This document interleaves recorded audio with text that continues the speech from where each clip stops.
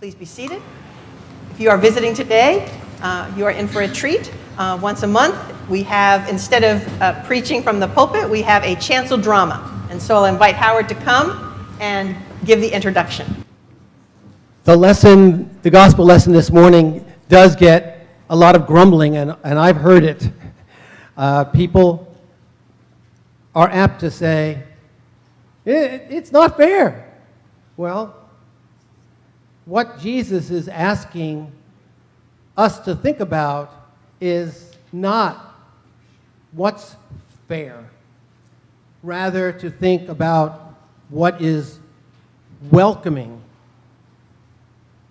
what is generous, what is loving. And in that, we will find God's grace. This is today a locker room. They're on the same team. Today, we present team.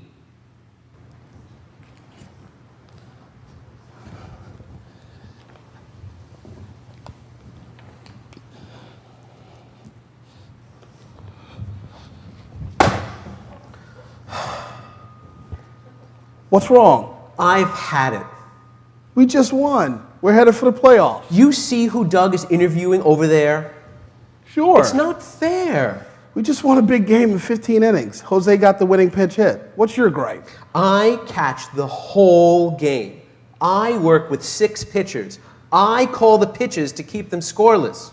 Listen to I've yourself. had it. I. You have no right to lecture me. You make $15 million a year. So that's it. Can you blame me?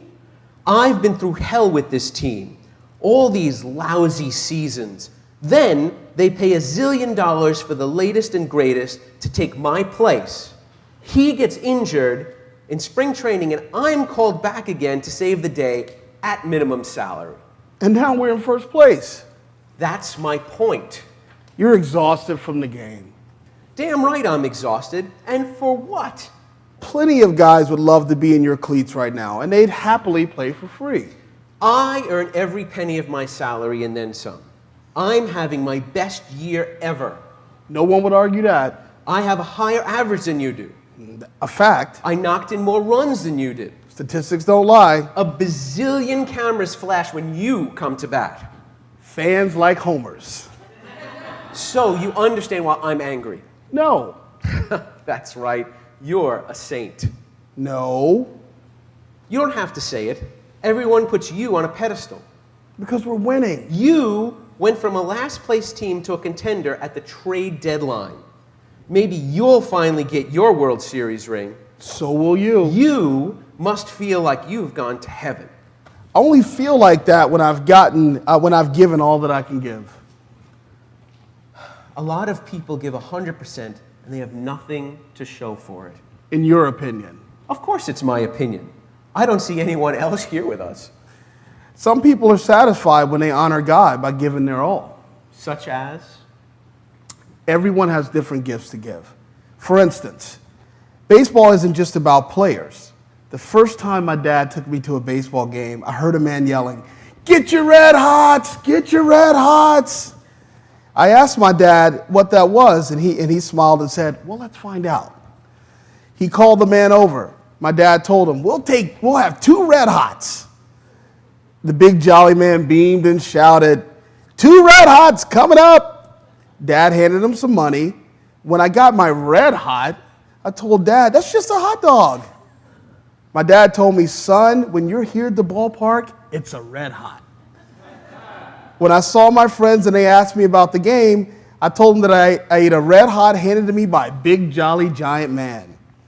All they could say was, "Wow, I was on top of the world." I never forgot that man. He made the game special to me. That man probably made peanuts. He gave his all. I guess. And God knows it. But his pocket was empty. It's not always about the money. Why do you play baseball? I love the game. See what I mean? The money part helps. the money part isn't always fair. Yeah, don't I know it. Black players used to play in the Negro leagues and barely made enough for a sandwich and a Coke. Did they play for the money? No. They played for dignity. Finally, they were invited to play in the major leagues. And now they make big money. Yeah, sometimes you're last and sometimes you're first. And that can change in a flash. But to God, whether we're first or last, we're always on the same team. If we win the World Series, do we win as an individual or as a team? One of us can have a great series, but one of us might get the big pinch hit or the big strikeout with the bases loaded. Jesus tells us a story about the owner of a vineyard who needed workers for the harvest. The owner went to a group of people looking for work, and he hired some of them. Later in the day, he went back and hired a few more, and then a few more until the last hour he hired them all. Then when it came time to be paid, he gave them all the same money. The ones who worked the entire day screamed that it wasn't fair. The thing is, those who were picked last would have gladly worked the whole day. They waited all day in the hot sun too, hoping they might get picked. The vineyard owner wanted to send a message by giving them the same pay. That's a very generous owner. That generous owner is God. Ah, the big guy in the sky. He's not the big guy in the sky. God is in us. We're not God. We're called to be generous like God, to be aware like God. When we were first, we're called to notice who's last. We're called to give it our all and give it generously, whether it's compassion, mercy, forgiveness, dignity, or money. So there's no I in team. We are members of a team on the field and in the world. You know, my grandfather used to say, after the chess game, the king and the pawn end up in the same box. A wise man. Yeah, he probably said a lot of wise things. You remember it. But I didn't learn from it. You get it. That's why you started your foundation for inner city kids. I try. Great game today, guys. Thanks, Chris. There's plenty to write about. Oh, I never have to worry about a story. A lot happens with a team, especially during a playoff run. I'm exhausted. We're exhausted. But it looks like we'll be back for a playoff spot. Joe, you were masterful behind the plate today. 15 innings with 6 pitchers, including Max. His knuckleballs are enough to send a catcher running to the loony bin. Which leads me to a favor. I hate asking you, but my son... Sam? Yeah, he's a catcher in Little League. And Joe, you're his hero. I am?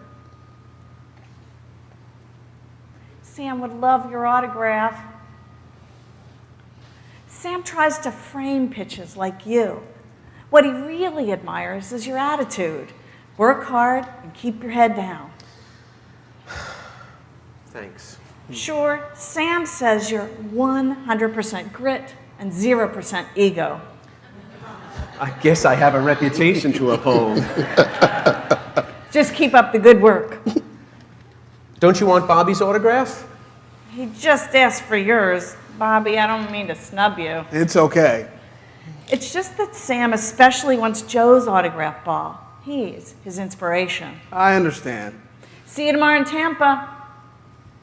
God is watching. And so is Sam.